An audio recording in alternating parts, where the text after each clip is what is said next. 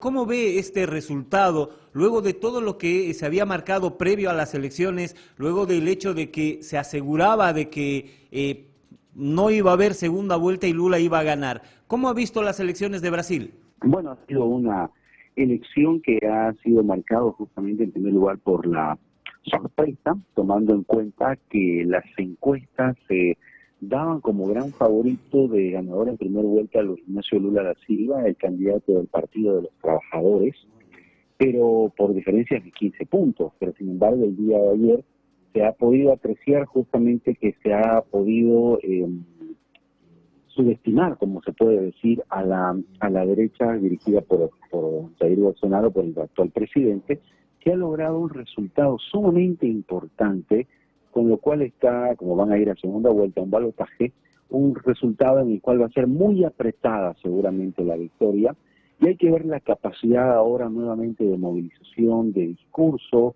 y sobre todo de alianza, tomando en cuenta que existen otros dos candidatos que han participado, pero que no han logrado ni siquiera, digamos, el 5%, pero cuyo apoyo, por ejemplo, puede ser muy importante para que se pueda lograr por lo menos una victoria del 50% más uno en cualquiera de ambos. Ahora, estos resultados muestran la polarización que existe en Brasil, ¿no? Claro que sí, una polarización totalmente marcada, que fue demostrado sobre todo durante la campaña electoral, porque el voto en un 95% se centró entre dos candidatos, y esto está dividiendo justamente al Brasil, no solamente de una manera política electoral, sino también en las regiones, porque no nos olvidemos que no solamente la elección del presidente, han sido electos diputados, senadores y gobernadores en el Brasil. Entonces la mayoría de los gobernadores, en este caso del Partido de los Trabajadores de Lula da Silva, pues prácticamente se han concentrado en la parte noreste, es decir, los estados que son un poco más pobres, que tienen menor índice de desarrollo humano, mientras que en los estados del centro y del sur, sobre todo, ha ganado justamente el partido de Jair Bolsonaro.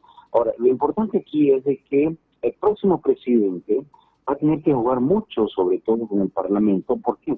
Porque el Partido Liberal, sobre todo el Jair Bolsonaro, pues prácticamente ha logrado la mayoría en diputados y en senadores. Seguramente, si en el caso de que Lula da Silva gane, va a tener un contrapeso importante el presidente. Entonces, pero si gana nuevamente Bolsonaro, pues prácticamente va a tener un gobierno mucho más fácil que el anterior, tomando en cuenta de que ahora el Partido de los Trabajadores ha perdido escaños importantes en el Senado y en diputados sobre todo.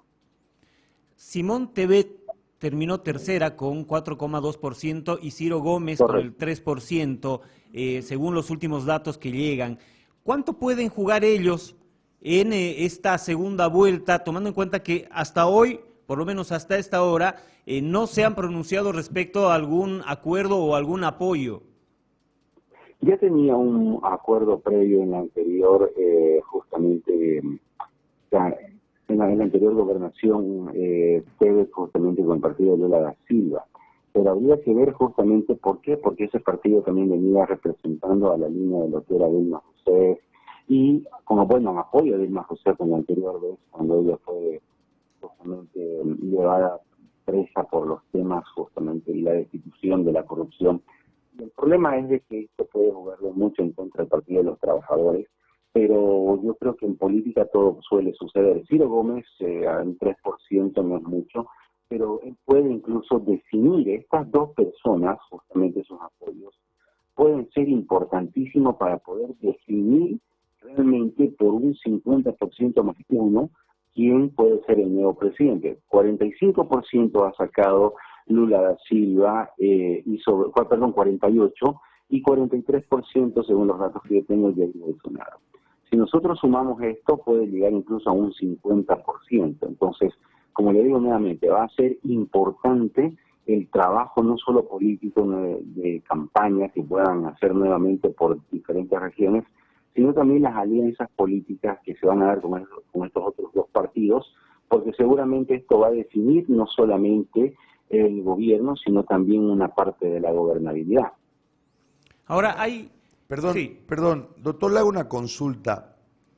desde el resultado que obliga a la segunda vuelta, pero sin embargo, por los márgenes, se perderá el control de las cámaras, Lula, en caso Sí. de ser presidente.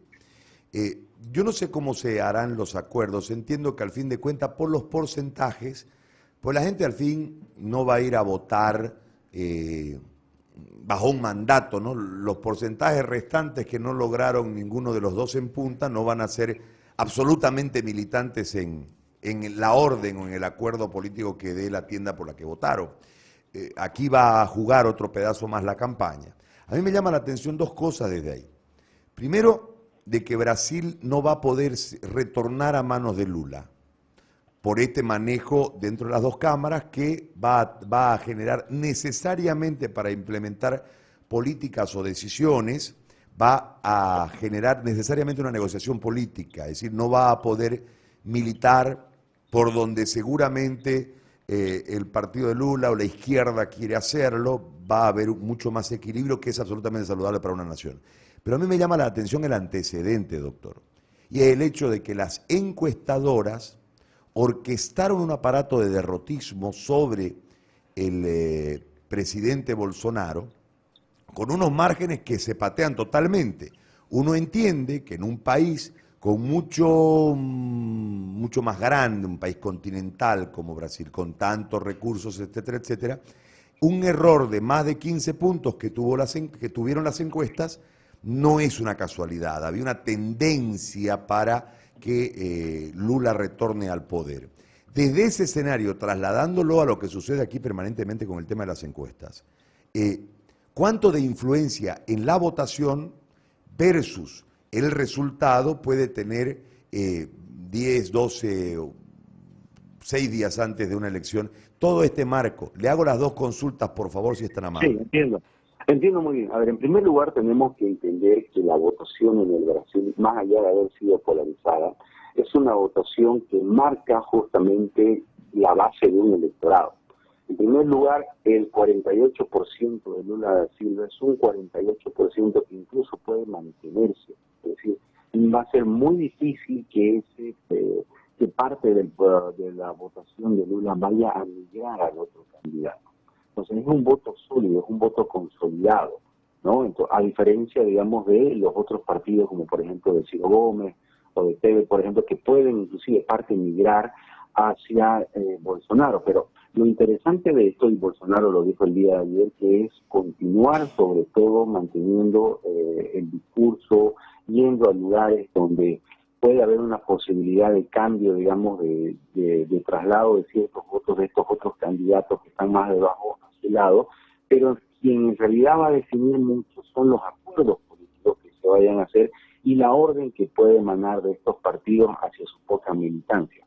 Lo otro es el hecho de que las encuestadoras en realidad se han dedicado a generar una contracampaña muy fuerte en contra de Bolsonaro. Muchos medios de comunicación en el Brasil, no solamente las encuestadoras, sino también medios importantes en Brasil como Red Globo, por ejemplo, que han sido muy criticados durante el gobierno de Bolsonaro, se han dedicado a generar una campaña negativa. Eso que tú decías, esa campaña de derrotismo, digamos, pero que al final de cuentas ha quedado demostrado de que las encuestadoras, al igual que en Bolivia, por ejemplo, no son empresas o instituciones que miden con objetividad, digamos, los posibles resultados, sino también son medios que utiliza la política de izquierda para empezar a generar, digamos, una campaña totalmente negativa en contra del otro candidato y direccionar de manera maliciosa a la población. Entonces, eso se ha caído totalmente en el Brasil el día de ayer. ¿Por qué? Porque lo que se ha visto en diferentes redes sociales, en publicaciones de grupos, es que el lugar donde iba Bolsonaro, justamente la gente salía en grandes cantidades, ¿no? Entonces decían, no, la encuesta no es la que te muestra los 15 o 16 puntos de diferencia, ¿no? Entonces, sino más bien esta es la encuesta y la gente en las calles eran concentraciones de cientos de miles de personas, y bueno, eso quedó pues, totalmente reflejado el día de ayer. Yo creo que no solamente ha sido una derrota para Lula da Silva en primera vuelta, sino también ha sido una derrota para toda la maquinaria, ese complejo mediático, digamos, que tenía a su favor. Entonces, yo creo que ha sido una derrota doble, en realidad, para Lula da Silva el día de ayer. Una consulta más. ¿Y para la izquierda continental? Para la izquierda continental, digamos, es un freno muy fuerte, es una situación que le puede cambiar todo el esquema en el caso que Bolsonaro gane. ¿Por qué? Porque Colombia, Perú, Chile, Argentina, Bolivia están esperando sostenerse justamente con la victoria o esperaban sostenerse con la victoria en primera vuelta de Lula da Silva, porque es Brasil justamente parte del cerebro, pero también es parte de la billetera que necesitan estos gobiernos de izquierda para poder consolidar sus proyectos en diferentes países. Es decir, la consolidación del retorno del viraje a la izquierda en la región están esperando que sea Brasil. Pero el día de ayer se han llevado una gran sorpresa, a pesar de que inclusive el presidente Bolsonaro había denunciado de que había un problema justamente con el sistema de control de votación electrónica, que dijo que había posibilidad incluso de un fraude. Incluso con eso, Lula da Silva no pudo ganar en primera vuelta. Entonces, yo creo que encontramos ahorita una izquierda bastante con miedo posiblemente, digamos, de poder perder una gran oportunidad con Lula da Silva de perder el poder, porque el discurso de Bolsonaro es mucho más fuerte. Pero más allá de eso, digamos, que el plan continental de la izquierda se está viendo amenazado en este momento por una posición sólida de un pueblo brasilero que tiene un pensamiento totalmente distinto, basado seguramente en más libertad, en mayor apertura de mercado, que creo que es lo más importante, y por otro lado cansado quizás un poco de la corrupción, ¿no?